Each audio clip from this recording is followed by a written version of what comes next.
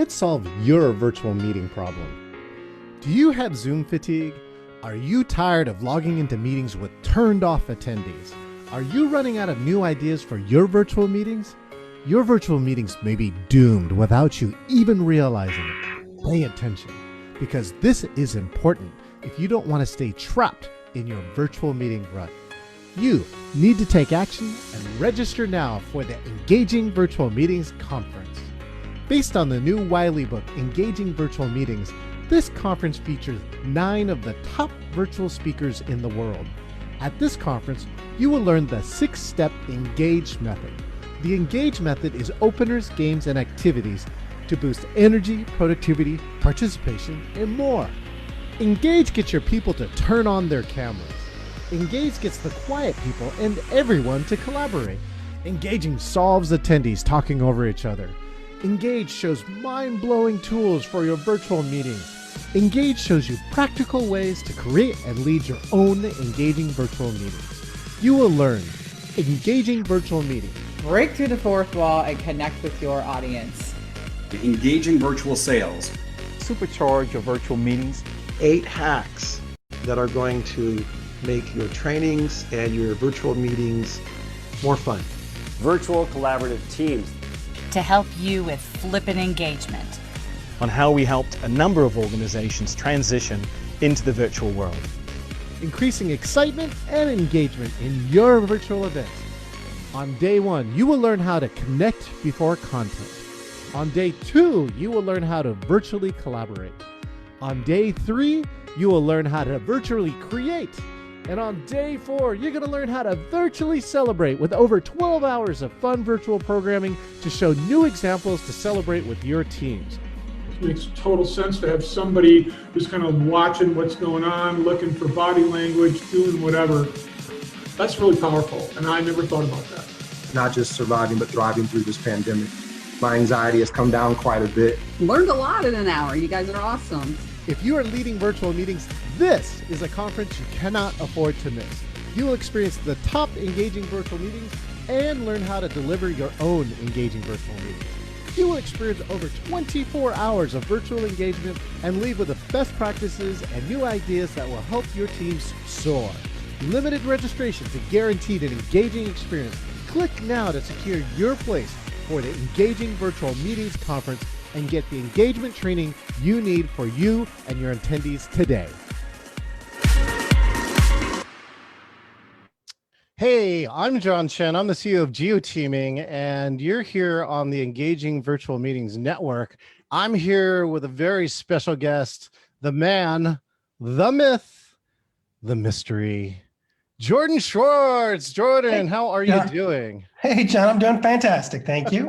How are you doing? Fantastic. We've known each other a long time, and it's funny to see all our different worlds that collide. But right now we're colliding in this Corona, what I affectionately like to call sometimes Coronaville, right? Coronaville is that everything went virtual, and we're trying to figure out what to do it. So Jordan, some of my friends don't know you. So why don't you talk about who you are and a little bit about what you do for Pathable, what I feel like is one of the top virtual conference companies in the world. Go ahead. Thank you. I appreciate it.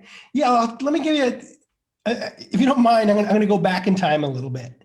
So I've been running Pathable for about 12, 13 years now. Yep. But before that, I worked at Microsoft, and I had been at Microsoft for 10 years, leading teams in the building of mostly social software. And I used to go to conferences like everybody else, right? And I was just so excited. I'd go to these, I was young and starry-eyed, and I was representing this company that is, this massive influence on the world. And I had this vision of myself going to these conferences and meeting the other builders of tomorrow. That I'd go and I'd network and I'd meet colleagues, and it was just always such a disappointment. You get into these, the networking reception or whatever it is, and they give me a badge and then maybe one drink ticket too many, and I'm supposed to go network, right? And it was just always such a wasted opportunity. I thought I'm a social guy. I'd end up talking to whoever was next to me in the buffet line, but it was a wasted opportunity. I knew that there were people there that I should have been meeting, and I didn't know who they were. So a friend of mine, when he heard that I was looking to leave to leave Microsoft, had prototyped this idea of a badging service that would make conferences more social. So it wouldn't just put your name on the badge and your company, but it would list 6 things you can talk to somebody about and 3 people you should meet, and then your nemesis, the person who's most opposite from you. You should definitely not talk to that person. That's right? cool. I remember these badges. I actually have one probably somewhere in my closet, right? Right. Yeah, that's how far we go back, John. So yeah, how did you get from there to here? Well, so he recruited me over, and we started building up that the badging service, and then we built a social network to go along with it. And then people started saying they wanted a mobile app to go with the social network for the events. So we added a mobile app on. After a while, so many people were asking about the mobile app that we started thinking, you know what, the kind of tail's wagging the dog. We're really a mobile event app company, and that also does social networks. But that ended up being key because we rebooted the software multiple times over the years and kind of recreated it. But that idea of creating a before, during, and after experience, of having this multi-device experience that isn't just a mobile app, it's also this whole website where you can go and you can meet other people and you can network. That was just part of our DNA. Yep. And so when COVID hit, we had done some hybrid events before, mostly driven by our clients who had taken Zoom and kind of dropped it in throughout our desktop website so that people could attend remotely. And then they'd use the people who were on site would use our mobile app to get around the conference. But so we already had all of this infrastructure for networking before an event, for navigating a desktop web representation of a conference. And so we were able to very quickly take Zoom and some Vimeo and some other streaming technologies and integrate them in to this existing infrastructure and get a virtual event platform that stressed relationships and socialness into the market quickly enough that we had, it was weeks from when the lockdown started before we were able to start launching our first virtual events, pure virtual events, that is. You really were in the right place. Now, so just for those who aren't in our event industry, basically when we used to go to that face-to-face thing, right, and get that drink ticket, right, the cool part was to number one thing was kind of get rid of that conference book. That conference book was costing money, and by the time it was printed, it was outdated and doesn't handle the dynamics of a conference, which change rapidly. And so I think the app was kind of solving that. So it says, tell me where to go, what to do, who should I network with? And so the phone became this kind of second device that what I love to call a digitally assisted living, right? Is you go to a conference and you're already trying to maximize your time, but by having your phone, your schedule and who to meet and all the other stuff that you want to do, that made it better. And then right when the rooms went away, the platform was ready to go like, oh, well, you're not going to meet in a room. You're going to meet online. You just push a button and wrote some code and then made it work. Does that kind of sound about right? Yeah, exactly. So we already had a schedule and it would show who was speaking and what they were talking about. And you could build your own personal agenda. And we had ways that you could book private meetings with other attendees. So, I'm going to want to meet with you at 1 o'clock, and you could reserve a room or a table, get a room. So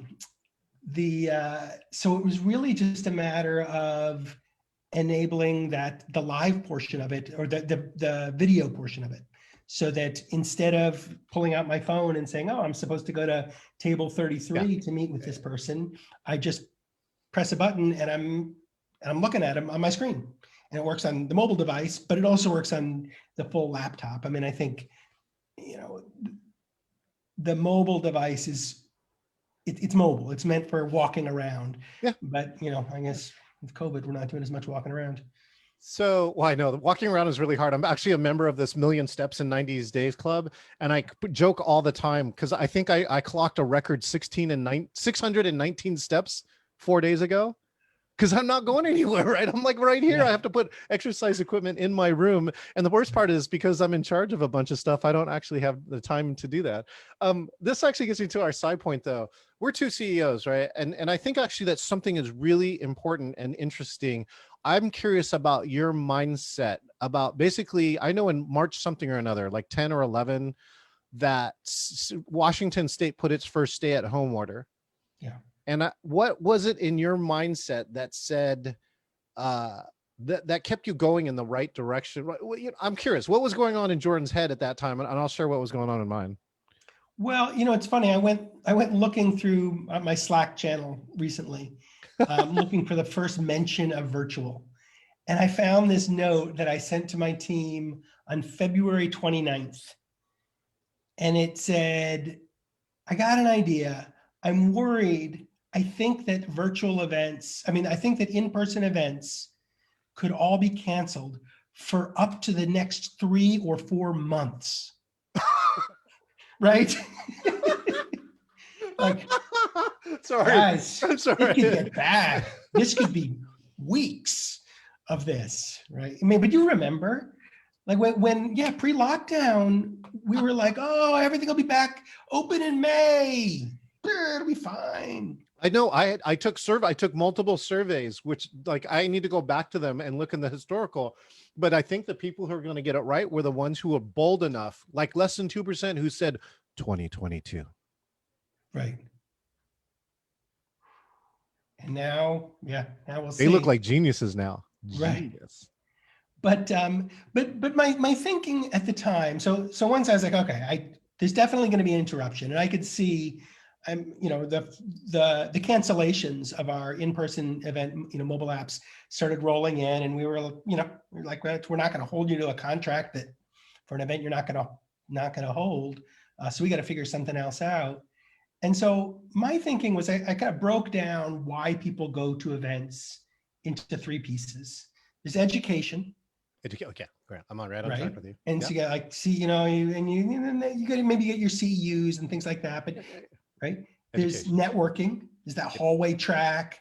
There's the lunch table conversations. There's the late night bar conversations. Everything, right? I agree. And then there's the trade show. Yeah, business, right? And so I said, okay, can we replicate those 3 pieces of value in a virtual event? Well, I mean, a webinar is basically the same thing as those seminar style presentations, except instead of sitting in a chair, with a hard back, I'm in my nice comfortable chair right here, Oh, I know. And so we got that one, check. All we got to do is drop webinars in, and I think we got education, a little more. Maybe we got to figure out a way to track who's watching for CEU credits, things like that. But the networking was harder. But because we already had built this tool for allowing people to book one-on-one meetings with each other, we just had to figure out a way to actually hold the meetings. Instead of saying go here in the cafe or go to this room or something, now you got to say, where are we going virtually, right? Right. And so we're going to go to Zoom. And we did some quick shopping around. I've looked at all the different providers, and Zoom had this great web SDK that allowed us to drop it in and auto-generate meetings. So we didn't have to go invent streaming, because I don't want to do that. That's hard. And I have done a lot of research and a lot of experience, and I changed over to Zoom 5 years ago, and what a miraculous choice. And the funny part is the way I changed to Zoom was that when I was looking to change, I talked to one of my friends who, through networking in a conference, she said, my university just did all the research. They tested 18 platforms and decided on Zoom. And so I said, oh, screw it. I'm not going to do any research. I'm just going to borrow what you did. And that turned out to be a spot on decision, because I've been meeting virtually on Zoom for 5 years. That gave me all the experience that I needed to be really far ahead of other people. And so for me, right, just Jordan, was going on in my head was that my immediate mindset was do something, because I had 15 cancel events. So all that revenue is going away. But this thing up here on the shelf, right? This book right here is called 50 Digital Team Building Games. And in 2011, I envisioned a world where team building could all be done online. And for 10 years, we tried to get people to do it. And they would go, that's a great idea, but here's some cash for your face-to-face event. Right. Until March. Right. Then they got really interested, going, hey, John, could you tell us about that idea again? Yeah. Well, so I think that brings up a really interesting point, because I mean, it gets us to what I think maybe we're going to talk about anyway, which is what's going to happen in 2021, what's going to happen in 2022, what's the post-COVID experience going to be like for virtual events, for hybrid events, for in-person events. And that's a big question. We've been hearing is people saying, look, I've been thinking about doing virtual for years, or at least I've been thinking about doing hybrid for years. And they've got a whole bunch of reasons why it's a good idea. And we'll talk about those in a minute. But there was like, I just wasn't sure if my attendees would go for it.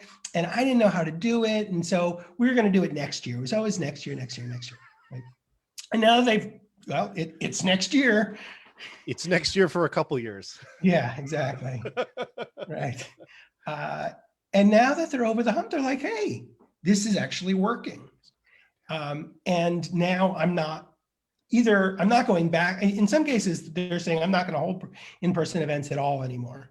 It's rarer. I mean, there's still, I mean, we will never replace the hotel bar after the, after the opening night reception. But they're certainly saying that hybrid is going to become the de facto standard, that there's so many more, that rather than seeing attendance drop off, people are seeing attendance going up, because there are people that just never would have made it to an event before. Like I got an 11-year-old. I love my wife. I don't want to be away from her for a week. Yeah. And go to Las Vegas and stay in the casino and I skip it.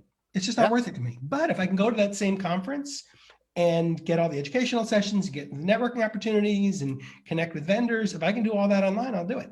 And there's some people that love the in-person and they're going to go, right? And so they'll have both.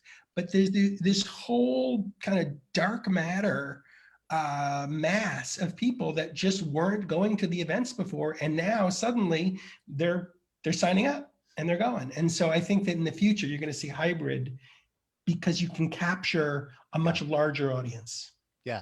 Yeah, and for not that much overheadish price, meaning that after you set it up, putting all your additional people in, you can charge less for it. There's all the research. Julius, Solaris did a lot of great research on that, saying that you can charge a lot less because you're not paying for the hotel room and the airplane and the food and beverage and all the other stuff and the expensive AV. And so you can do that and now take this budget. And of course, I think that's, your latest boon is where this budget is coming. And, I mean, let's talk about these two things too. I mean, one is I was one of the first people who set up a laptop, right, and Zoomed or Skyped one of our MPI meetings, and we got a hybrid audience. So people from Spokane called in, people from South Seattle called in, right? And well, I was the VP of Education, and one of our metrics is how many people we got in, and we counted every single person who logged in, and miraculously we had growth. And so you and I just got a chance to work, or your team got to work on a conference, and the conference team, I helped them look through all the platforms, and they reviewed a lot of them, and they selected yours in Pathable. And so I'd love to hear your side of this conference. We can talk about it. It actually is out, just finished. It's the International Reciprocal Trade Association. I want to give a shout out to Bob Baga, who I was just on the phone with, and his other partner, Chris Hadawi, and they referred them to me, saying that their association of all the trade agencies wants to hold a conference. And I said, let's get them they hired me as a consultant, and I let them see the world of virtual apps. And we went through all of them, Jordan, and but they chose you. I tried to be impartial, to be honest, and they chose you. And so, yeah, what have you heard about this IRTA conference? It's called IRTA, IRTA. What did you hear about it? And what were you, some of your highlights? Certainly, I've heard the feedback from the attendees. I mean, it all sounded very positive. I'll let you report on that part. I don't want to, but I think what struck me was how, I don't know how to say this and make sure it comes across as positive it is how little I heard about it from my team. Because what that meant was it was easy to set up. That I think people have this idea of like, oh my God, I have a virtual event. What am I going to do? I've got to get an AV team and I'm going to have to figure out how to stream it and whatever. But with platforms like Pathable and a number of the other ones out there, it's really just a matter of you got a spreadsheet and you've got your agenda, a start time, end time, and description and speakers, and you upload it. That's it. The agenda's there, and it's at the time that you specified. A user will be able, attendee will be able to go in and click join and watch it. And again, because we're using Zoom, the speakers, if they know how to use Zoom, they know how to broadcast, and they can really do it from their own, just like we're doing this. They can present to an audience of 50 or 50,000. And so it was, I think the thing that struck me most about this particular event was how worry-free it was from the organizer side, because that's the part that I see, right? If something goes wrong for the customer, they can't set something up, I hear about it. It's just that everything went smooth. Well, I'm going to give a shout out to Ron Whitney. He's the executive director for IRTA, and his teammate Patty. And the two of them really put the site together. He had a third-party graphic artist he's been working with for years, but they conceptualized and they put together. So, I mean, they could have burned a lot of my consulting hours in putting this agenda and the website together. And I got to spend it on the more important part, which is the parts they didn't know, which is like how to coach people, how to do tech checks so that like attendees who don't know this technology can feel confident that they're going to get in. So here, I'll read this review in it because I think it brings up one of our key points. This is from Warren Sager, VP of Operations for Moxie USA. This came out in a press release that came out yesterday. Ron and Patty, I want to let you know how much I enjoyed the 2020 IRTA virtual conference. It was a lot better than I thought it would be, and maybe even better in many ways than the in-person conferences. Right?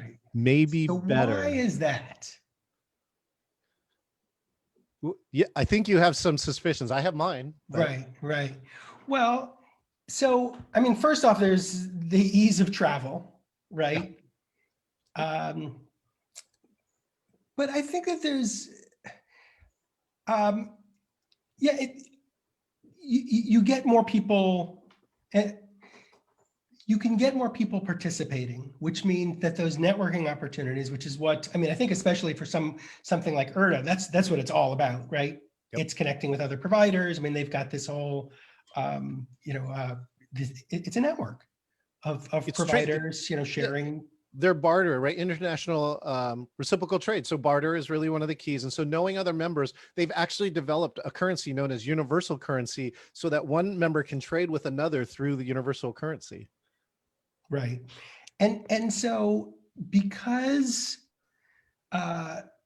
people were able to participate who wouldn't have otherwise, either because it was too far to go or it didn't fit their schedules, I think that they were able to just have they're able to reach people that they wouldn't have otherwise. We had another one of our clients they have one annual event a year, and they had people fly in from all over the world.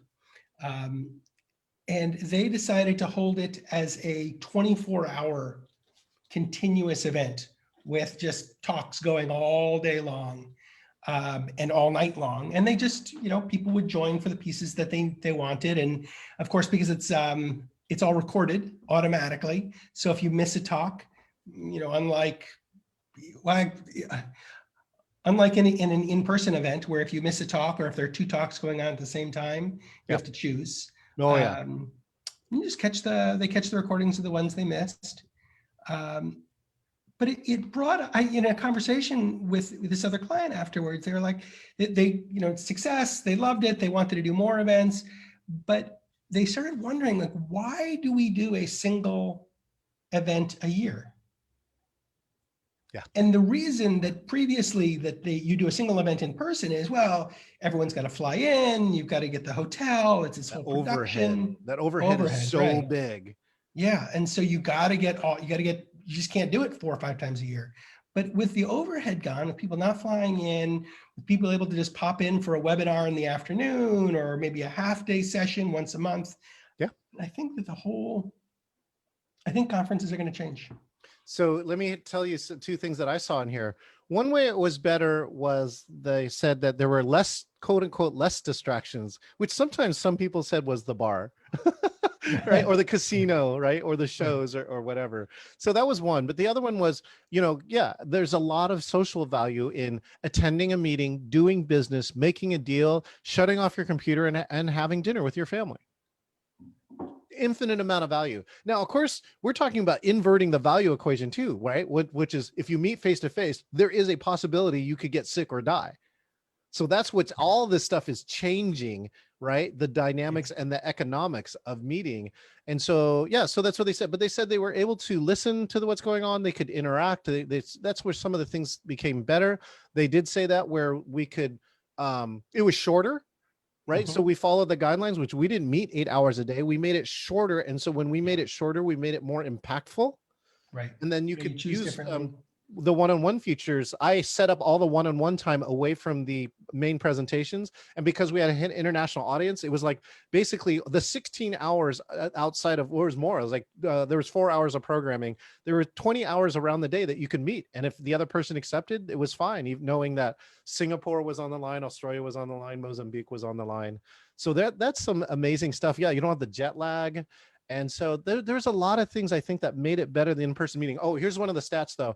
I believe 206 to 210 was the registration. That's somewhere between 2x and 2.5x their normal conference. And using Julius's research, it said this: only 32% of the associations or planners have actually gone virtual. All the other ones are waiting or canceled. And then the other stat he gave is only 26% of the conferences made money. And I can tell you that IRTA is one of those, is in both of those categories. And that is something I consulted them with, and they actually did the right steps and made it happen. Yeah. That one, the make money one is a puzzle to me. I hear from some of our clients that they are not charging for virtual events. Yep. I don't understand it. And because I also hear from our clients that are charging. I mean, it goes back to those 3 value propositions, right? Oh, I know. Oh, yeah. Why are people coming? They're coming for education, networking, and connect with vendors. Yep. Are you giving them education? Yes. Are you giving them networking? Yes. Are you connecting the vendors? Yes. Then what's your deal? What's your deal? You should charge for that. Yeah, you should charge for that. So the hard part now, Jordan, is because a whole bunch of people gave it away for free, it's messed up the whole market. Right. Nobody knows what's to charge. Right. Nobody does. And so the only models that work are the ones that work, like ASAE. ASAE got 14,000 people or more to pay $99. So largest virtual conference they've ever had. That's a huge success for them. Congratulations. Right? Because they charge less. And so the amount of money I think they brought in was either the same or slightly better, or at least better. I don't know. Right. I don't know. So more people paying less, and the overhead is crazy lower. Right. Crazy. No food packs. No, I mean, really, as much as I love our hospitality industry, we're both members of a lot of associations that are in here. Yeah. Man, there's just like, the other stat I saw is like 50 to 70% of a conference, right, went to all those things, and less than 5% went to the content and the design. And one of the big things I'm big about, I think you are too, Jordan, is to take that money and spend more money on the platform and on the design of the platform and on people who can design amazing stuff on those platforms, right? Right. And do something special.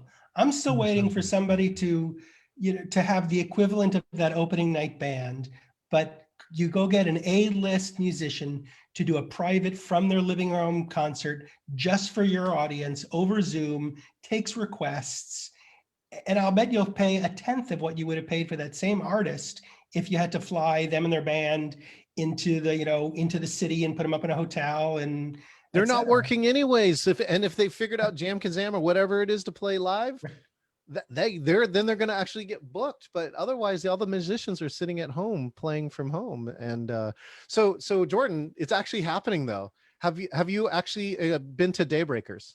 No, what's that? Oh my gosh, you got to go. This Saturday they have a party. They have free tickets. AARP actually, so we're actually in the target audience now. AARP. Oh, I don't know what you're talking about, John. All right, they're from New York, and they started out doing live parties, and they got on Oprah for doing it. And they were these morning parties where you would come and dance in the morning, take a shower, and then go to work, right? And when the pandemic hit, they get, let's get online. And so they've done some crazy stuff. They had probably a 5,000 person Zoom webinar. Yeah, there you go. Yes, it used to look like that, but now it looks like something else. So they do really cool, engaging things. I had a very good friend, Debbie Ann Schneider, introduced them to me, and they do some meaningful stuff. So they take 100 to 300 people and promote them to panelists, and then they use the gallery as a backdrop to the speaker. So you become part of the show. You raise your hand, and if they have space, they will upgrade you, and you become a panelist, and then you get into the show. They have had YMCA. They had the Village people on. And so they did the largest virtual YMCA, right? And then, so they've had live bands on there, and then they do meaningful stuff. Jordan, they'll have you bring pictures of meaningful, of someone you can't be with because of coronavirus, right? So you would do something like this, right? You go and do this. So I put this screen up. This is my mom, right? My mom passed away 3 years ago, and I'm kind of glad she doesn't have to live through this pandemic. But now imagine that you see 300 screens with people holding up pictures of kids and dogs and children and grandchildren and pets, and you start crying. Yeah, because you finally realize that you're not alone. Everybody's doing this, and everybody's hurting in some way. And you and I've been to events like this. And so I'm just telling you, someone has the formula, and they're starting to do it. Right. Wow. Wow. Yeah, I know. I mean, we had a virtual trivia game. We kind of brought in a company and I wish I could give them a shout out, and I wasn't the one who arranged it, but it was, we had 100 people all in this, trivia game, teams playing over Zoom. Yeah. But yeah, I mean, I called out education, networking, and trade show, but I missed one, right? Entertainment. And I think that's where the innovation is going to be. What we've done so far is replicate the value of these traditional shows just by replicating the experiences.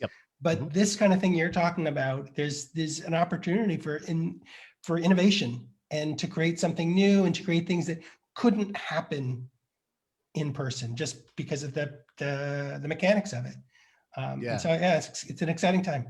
So I'll put that up. But while I chat this link into this thing, Tom, let's just take a few more minutes and talk to me. What do you think makes a virtual meeting engaging for you? You've got the seat to see a lot of virtual meetings. I'd be curious to see, like, besides those 4 things in the conference we already talked about, I mean, to you, what do you think it is that makes a virtual meeting engaging? Well, it's 2 interlocked things. It's about interactivity and it's about relationships. Yeah. That if your virtual meeting is a set of webinars where people come, they click through, and at the time they sit and they watch it. I mean, you could replace it with YouTube, and you would provide the same essential experience. But honestly, if your in-person meeting was all it had was people going from room to room and sitting in chairs and looking at someone talk on the stage, and then go to the next meeting room and do the same thing, it probably was similarly unengaging. I think what makes a meeting engaging is opportunities to interact with each other, with the other attendees, with the speakers, to ask questions, to become a part of the conversation. Yes. And to build relationships. I mean, if I, honestly, so I went to MPI events. I know you were the program, the education chair. I hate to tell you, I used to go to these events and I would never go to any session. I would only go to meet people. And that's so okay. I go to sit in the hallways, I talk to people, I go to the trade show, I talk to people, I'd eat my lunch 3 times so I could sit at 3 different tables. Yeah. Right. It was the most engaging part for you, was meeting other people who are interesting. Right. And you find out who the ones I want to like really hang out with. I totally agree with you. And I've been trying to figure out how to replicate some of those. Cause like some people are like, don't eat on camera. And I'm like, I want to break the rule for that. Like, especially at a lunch, like go leave. I put you in a breakout room. Everyone go get their lunch, come in here. And if you guys want to talk to each other, like we'll stay out of the way. You just do whatever you want to do. But that's kind of like the replicate. And now with self-directed breakout rooms, you can change tables. Like, I hate this table. Okay, fine, change. So and I agree with you. Like, as the longer you stay in the industry or your industry, the more that you don't need to go to the sessions, the more you really need to. The best times I've ever had, it was sitting in the hall, right? And then meeting some of the masters in that industry who are also not going to any sessions either, right? And having a real conversation. And I think that's, if we're going to put something else on this list, the one thing beyond networking is connecting. Is like truly when you really connect with people who you feel can add something to your life. I think that's a, adding meeting, connection and meeting. So I don't know how your platform's going to do that. Right? Relationships. Yeah, relationships. Meeting is a relationship business. Hospitality is a relationship business. And most other businesses, people will argue in the end, are relationship businesses because those are your best clients, right? Yeah. It's funny. We, thinking way back to when we started Pathable, the reason that we called it Pathable, or our original tagline was the shortest path between 2 people. And that it was that idea that I did not know that story. That's a great story. A little bit of history. Shortest path between 2 people. Yeah, and the idea was that we were finding connections between people. So actually, if you want to know another story, this is the genesis of the idea for Pathable came at a social computing conference that Microsoft put on, and they had folks from Xerox PARC and Yahoo, and this was in the, gosh, I want to say it was either late 90s maybe. Ooh, so really that far back? Maybe early aughts. It was early on, and what Shelley Farnham, one of our co-founders, was a researcher in Microsoft Research at the time, and she said, "Okay, well, I'm going to take this ball of yarn. I'm going to hold this ball of one end of it, and I'm going to throw it to somebody in the room that I know. So I went to graduate school with so and so. Throws it over. That person grabs it." They hold on to the yarn and then they go, "I used to work at Yahoo with that person." And they threw it. And the ball of yarn made it around the room and showed how everyone was connected to everyone. And you built this web of connections. And, is this, again, this is early on. This is when the idea of like friend of a friend networks was young. Facebook wasn't around yet. Or if it was, you had to be a college student you'd have an EDU email address. I think Twitter had just started, maybe. I don't know if the idea of a hashtag had shown up yet. So this is still that idea of that I can create, that I could use the internet to create, to track the ways that I was connected to people and to build these relationships was still all very new. Exciting. Wow, Jordan. Well, we're almost out of time, but you and I share this Microsoft experience, which is you never get it out of you, right? We're both Microsofties to the core, even though we haven't worked there in years. So I think that's really key. And I think something else that we did do at Microsoft was exactly what I think, Jordan, like that February memo. I'm going to go back to that February memo, which is we had the ability to build decision trees. Do you know what I mean? Right. So when we see this critical point of event, which is like, oh, coronavirus might come down, we both, I know I did, started building decision trees, like going, well, if it goes this is this and this, right? Some of these were like, well, maybe the pathogen is not so bad. And like, maybe we're just cut down for a couple of weeks. And so I might do this. And then there's other path is like, man, this is bad. Right. And this is going to be around a while and it's going to change everything. And so we build decision trees. I'm sure you kind of built the decision tree in the future. So what I would love to hear is, where do you think the future of virtual meetings and virtual conferences is going, and I'll share some of my thoughts around it too. Yeah, I mean, I think that there's two things that I would emphasize. Number one is hybrid. Yep. That in-person meetings are going to come back, but there will be a virtual component to them. And what I'm hoping is that that's more than just the people who didn't show up can watch the same sessions except on their screen, that we can find a way to create a community of people that bridges the in-person and the virtual and allows them to all interact as together. And I guess that's where I see the potential for innovation. And that's what I'm excited about, as we do our next generation thinking. Well, I'll give you some of mine. I mean, number one is in the hybrid market. A lot of people are talking about pods. Hybrid pods. And what I mean by that is you drive within 100 to 300 miles to a location, you have a face-to-face experience, but the pods are connected together with a lot of high-end technology that you may or may not have.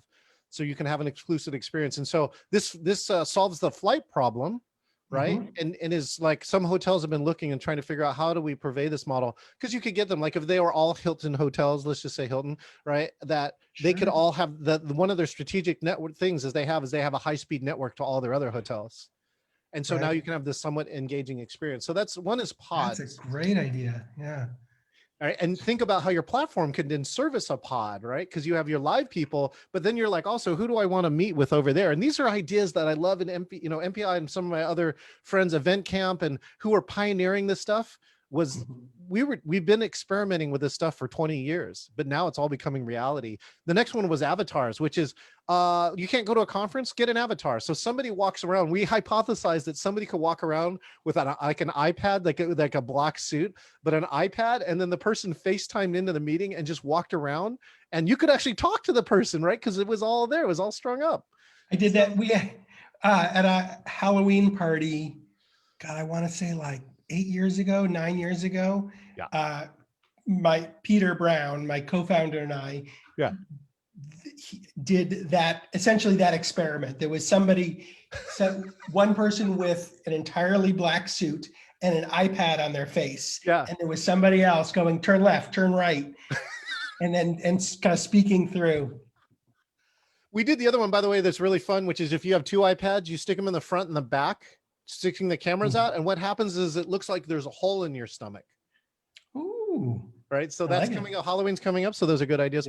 And then I'll leave the other piece here, which is I do believe augmented and virtual reality has a shot now, right? The usage is now less than 0.5%, but there is a possibility where augmented reality, where I'm looking at my desk, but I have a view of the conference, right? With a main stage or a band or something, right? So that I can manipulate my environment, but I can see some of this other stuff. I think that's coming. And the other one is VR. Like people now, we're at our desk. So if you put it on and you had some immersive view that you went somewhere, people might figure it out. I still think there's a lot of challenges, but I do believe that it's got a bigger chance than it ever had before. It does.